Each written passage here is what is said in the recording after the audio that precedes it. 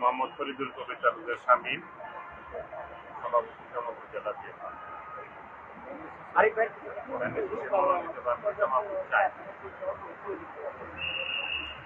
আজকে কর্মশালা হলো দেশ গড়ার পরিকল্পনা।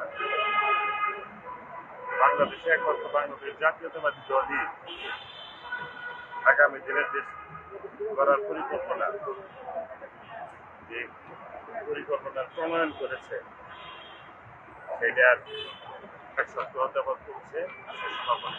আমরা বিভিন্ন বিষয়ের উপর আলোচনা হয়েছে। যেমন কার্ড, কৃষিকাজ, স্বাস্থ্যসেবা, কর্মসংস্থান, প্রশিক্ষণপ্রাপ্ত শ্রমিকদেরকে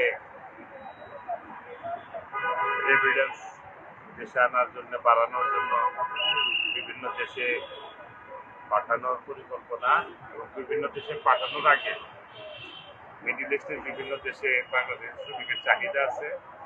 সেই চাহিদা অনুসারে আমাদের পরিকল্পনা থাকবে বাংলা ভাষার পাশাপাশি আরো কিছু ভাষা আমাদের শিক্ষাদান করে আমরা বিদেশে যারা বিদেশে যেতে চাই আনস্কিল অদক্ষ শ্রমিক হিসেবে তাদেরকে আমরা দক্ষ হিসেবে গড়ে তুলে ওই দেশের ভাষা শিক্ষার মধ্য দিয়ে আমরা সেই দেশগুলোকে পাঠানোর চিন্তা ভাবনা করতেছি। আগামী দিনে দেশ পরিচালনার দায়িত্বে বাংলাদেশ জাতীয়তাবাদী দল। আমরা বিভিন্ন বিষয়ের উপর আলোচনা হয়েছে, আলোচনা করেছেন। সর্বশেষ বাংলাদেশ জাতীয়তাবাদী দলের ভারপ্রাপ্ত চেয়ারম্যান জনাব তারেক রহমান সাহেব উনি বিস্তারিত তুলে ধরেছেন। দেশ যত বাড়ি সংকটে পড়েছে, এই সংকটের হাত থেকে দেশকে বাঁচিয়েছে বাংলাদেশ জাতীয়তাবাদী।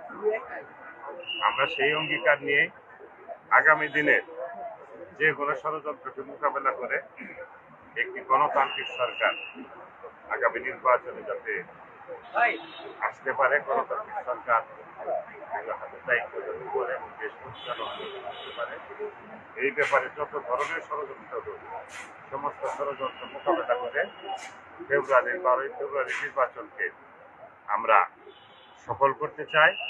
জনগণের ভোটের মধ্য দিয়ে একটি সরকার গঠিত হবে। সেই জায়গায় যদি বাংলাদেশ জাতীয়তাবাদী দলকে দেশ পরিচালনার দায়িত্ব দেওয়া হয়, আমরা একটি সমৃদ্ধ বাংলাদেশ গড়ব। সেই বিষয়ের উপরে আমাদের কর্মশালা। আপনি জামালপুরের মূলত বিএনপি প্রার্থী, জামালপুর চারে, মানে আপনার এলাকার, আপনার আসনের এলাকার জনগণের জন্য কি বার্তা দিতে পারেন?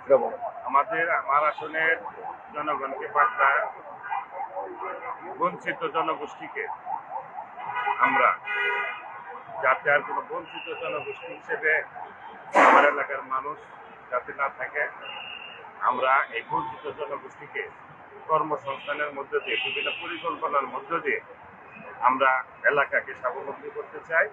আলোকিত সরিষাবাড়ি আমরা করি। এবং মাদক এবং কিশোর গ্যাং এলাকা তো সকলে আছে। মাদকের বিষয়টি শুধু একটি এলাকায় সীমাবদ্ধ নয়, সারা দেশেই বিগত সরকারের টাইমে বিভিন্ন নেতাদের মাধ্যমে যে সিন্ডিকেট গড়ে উঠেছে, এই সিন্ডিকেটগুলোকে ভেঙে আমরা প্রশাসনিক সহায়তা নিচ্ছি। পাশাপাশি আমরা সামাজিক আন্দোলন গড়ে তুলে আগামী দিনে মাদক মুক্ত বাংলাদেশ দিতে চাই। মাদক মুক্ত আমার জামালপুর। ধন্যবাদ।